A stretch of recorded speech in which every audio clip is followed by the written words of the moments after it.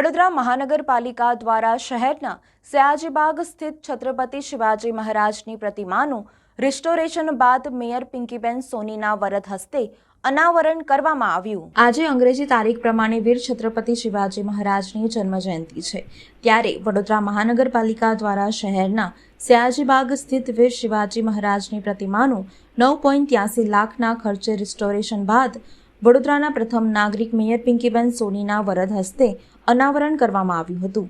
વીર છત્રપતિ શિવાજીનો જન્મ મહારાષ્ટ્રના શિવનેરી કિલ્લામાં થયો હતો। તેમના પિતાનું નામ શાહજી ભોસલે હતું અને માતાનું નામ જીજાબાઈ। તેમને સંસ્કારમાં જ ધર્મનિરપેક્ષતા તથા ન્યાયપ્રિય અને વીરતાના ગુણ મળ્યા હતા।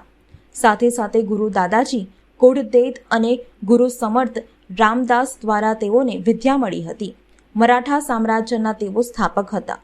સાથે સાથે ગેરીલા યુદ્ધના નિષ્ણાત કહી શકાય એવા વીર છત્રપતિ શિવાજી મહારાજની પ્રતિમાનું વડોદરા શહેરના મહારાજા શ્રીમંત સર સયાજીરાવ ગાયકવાડ દ્વારા સયાજીબાગ ખાતે 8મી માર્ચ 1934ના દિવસે સ્થાપના કરવામાં આવી હતી।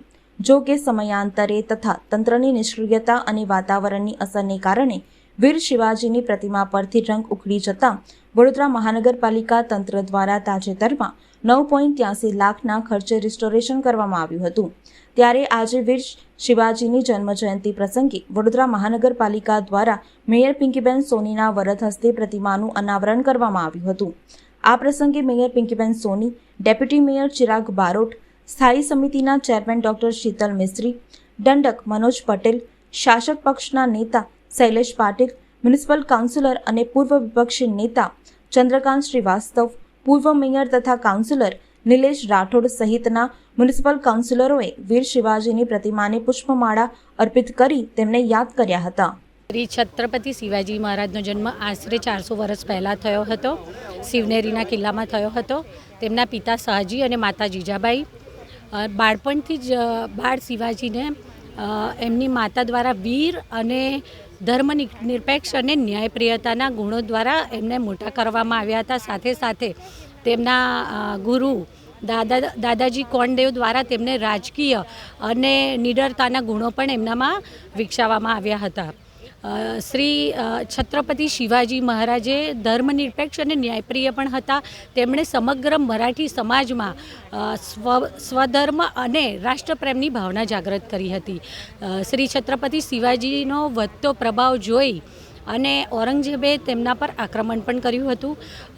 શ્રી છત્રપતિ શિવાજી જે પહેલેથી ધર્મપ્રિય અને સર્વધર્મ પ્રત્યે સંભાવ રાખનાર હતા, એમણે પોતાના કાર્યકાળ દરમિયાન એક પણ મસ્જિદ તોડી ન હતી અને સાથે સાથે પોતાને ત્યાં કામ કરનાર એક મુસ્લિમને દૂર સુધી નમાઝ પડવા ન જવું પડે તે માટે તેમણે નજીકમાં મસ્જિદ પણ બનાવી આપી હતી। આપણા વડોદરા શહેરના સયાજીબાગ ગાર્ડન ખાતે સર સયાજીરાવ ગાયકવાડજી દ્વારા મહારાજ શ્રી સર સયાજીરાવ ગાયકવાડજી દ્વારા 1934માં 8મી માર્ચે અહીંયા શ્રી છત્રપતિ શિવાજી મહારાજની પ્રતિમાનું અનાવરણ કરવામાં આવ્યું હતું।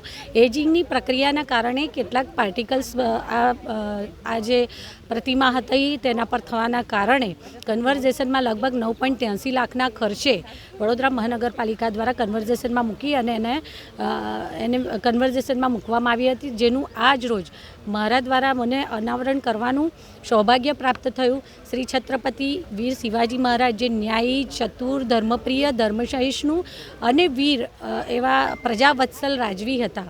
આજના એમના જન્મજયંતિ અવસરે હું સૌ મરાઠી સમાજને અને વડોદરા શહેરના સૌ શહેરીજનોને ખૂબ ખૂબ અભિનંદન પાઠવું છું। જે પ્રતિમામાં ડાઘ લાગી ગયેલા, ખરાબ થઈ ગયેલી, એને સુશોભિત કરવું, આ તો મહારાજાના ટાઈમથી બનાવેલી છત્રપતિની શિવાજી છે, એનું અનાવરણ ના હોય, એને સારી કરી એ સારી વાત છે। ઘણા વખતોથી લોકો બૂમો પાડતા હતા અને એનામાં કલર થયું, આ થયું, જે કંઈ થયું તે એને હું બિરદાવું છું।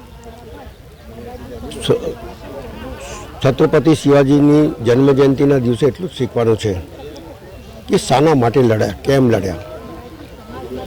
ગેરીલા પદ્ધતિ, નાની સેના હોવા છતાં પણ મોટી સેના ઉપર હાવી થઈ જવું, સ્વાભિમાન અને અભિમાન માટે રણભૂમિમાં ઉતરી જવું, સમાજની રક્ષા કરવી, સ્વાભિમાનની રક્ષા કરવી, ધર્મની રક્ષા કરવી, એમનાથી પ્રેરિત થવું જોઈએ માણસે.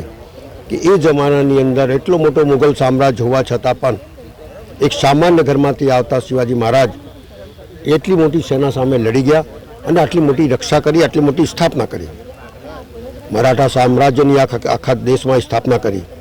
એ શિવાજી મહારાજમાંથી કંઈ પ્રેરિત થઈને કંઈ શીખવા જેવું છે કે જીવનની અંદર કોઈની સામે સ્વાભિમાન ગવાવું ના જોઈએ, માથું ઝૂકવું ના જોઈએ. ધર્મની રક્ષા કરતી વખતે પોતાની જાનની પરવા નહીં કરવી જોઈએ. નાની સેના હોય કે મોટી સેના હોય, ગમે મોટો સામ્રાજ્ય કેમ ના હોય, પણ સાચી વાત માટે લડી લેવું એમના સ્વભાવમાંથી. એમની આખી જીવન ચરિત્રમાંથી જુઓ તો એક સામાન્ય પરિવારમાંથી આવેલા શિવાજી મહારાજે આટલા મોટો સામ્રાજ્યની રચના કરી. એ કેમ? કારણ કે લોકોને પ્રેરિત કર્યા, લોકોને આગળ લઈ ગયા અને યુદ્ધ ભૂમિમાં ઉતારીને આ ધર્મની ને કર્મની ને સ્વાભિમાનની રક્ષા કરી છે. એ શિવાજી મહારાજમાંથી શીખવા જેવું છે. એ જ અભ્યર્થના.